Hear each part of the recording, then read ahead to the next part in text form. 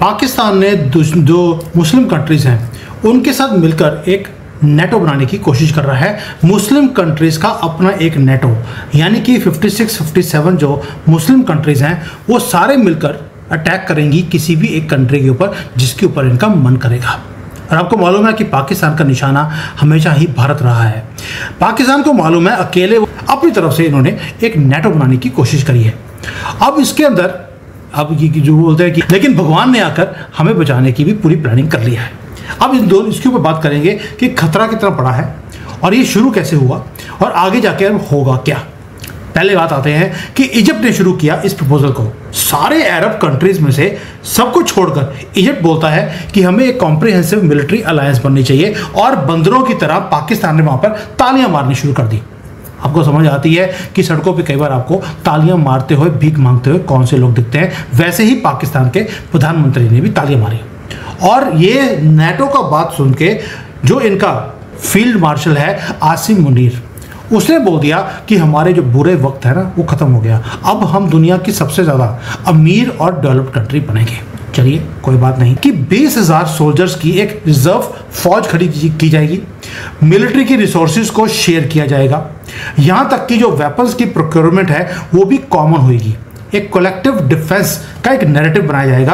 और सबसे इंपॉर्टेंट है कि नेटो का जो ओरिजिनल नेटो यूरोप और अमेरिका का, जिसके अंदर आर्टिकल 5 है कि अगर एक कंट्री के ऊपर अटैक किया गया इसका मतलब है कि सारे कंट्रीज पे अटैक है, वो सारे मिलकर उसका रिस्पॉन्स देंगे। ये है ट्रिगर, जिसको यानी कि बोलते हैं कि नेटो से कॉपी करके यहाँ पर पेस्ट करने का प्लान बना लिया। अब ट्रिगर तो बड़ा क्लियर है कि ट्रिगर था जब इजराइल ने दोहा में जाकर कतर में अटैक किया तो मुस्लिम वर्ल्ड ने बोलना शुरू कर दिया कि ये रेड लाइन है।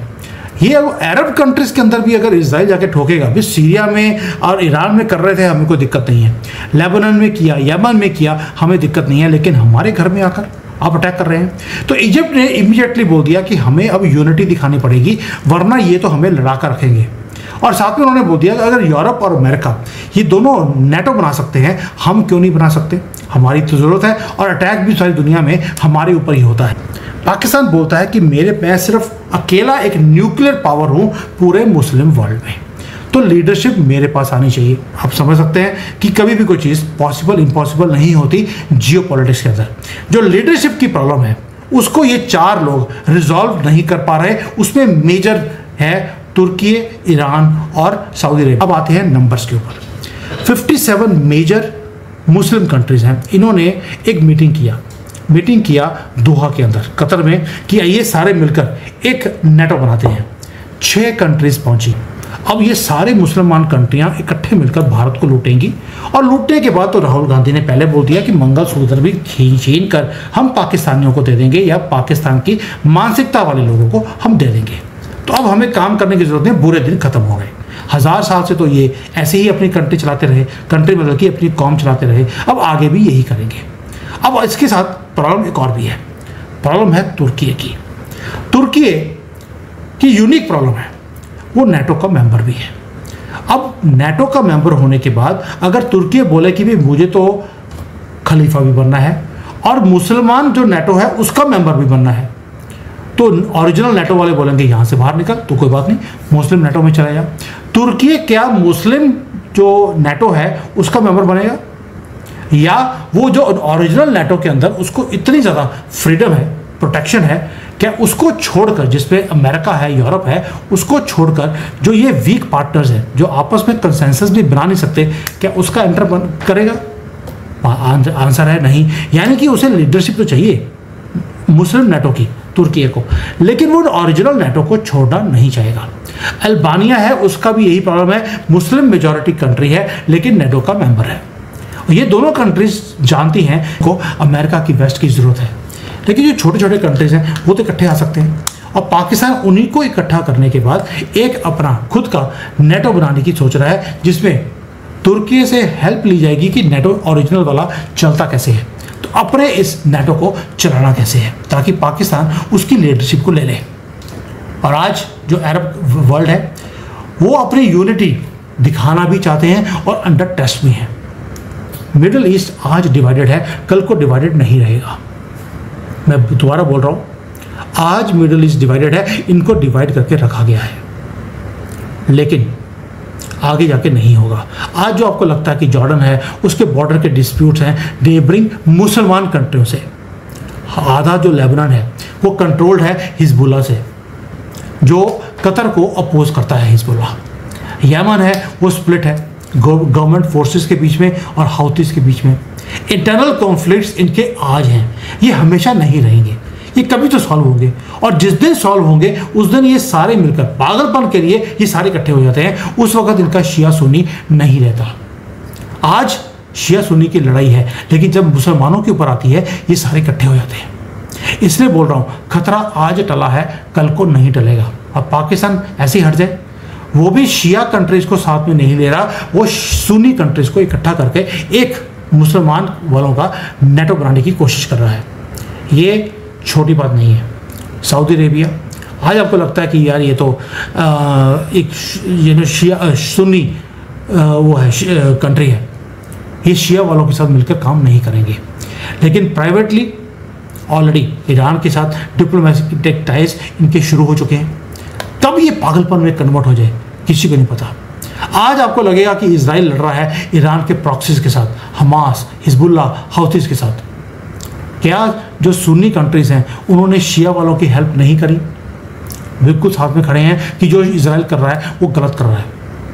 दोस्तों, ये जो सारा पागलपन है, ये जिस दिन ये इकट्ठे हो गए, अभी तो आपकी डीप स्टेट ने इनको अलग अलग करके रखा है, लेकिन डीप स्टेट को चाहिए युद्ध चाहिए, भारत में युद्ध चाहिए, भारत के टुकड़े करने हैं, चाइना के टुकड़े करने हैं इनको, क्योंकि जब ये टुकड़े करते हैं तो उन छोटे छोटे कंट्रीज को हैंडल करना इनके लिए आसान हो जाता है।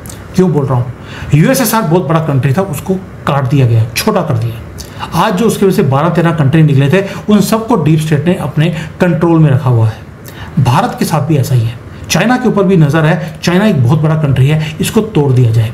जितने छोटे छोटे कंट्री होंगे उतना इनको कंट्रोल करना आसान होगा। इसलिए भारत को तोड़ने की मुहिम राहुल गांधी को दी गई है। राहुल गांधी को एक ही काम दिया है, भारत के टुकड़े कर दे, नॉर्थ ईस्ट अलग कर दे, साउथ अलग कर दे, हिंदुओं को बांट दे, ताकि यहाँ पर मुसलमान आएंगे, बाद में उनको शिया सुन्नी में लड़ाकर उनको कंट्रोल तो हम आसानी से कर लेंगे। दोस्तों, ये है विजन इनका, जो 2030 तक इन्होंने नेटो बनाना है।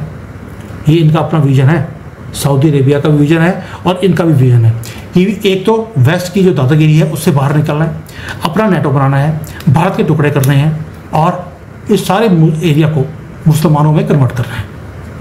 अब आप सोच के देखिए, क्या आपको भी इंडियन मीडिया ने ये न्यूज़ बताई?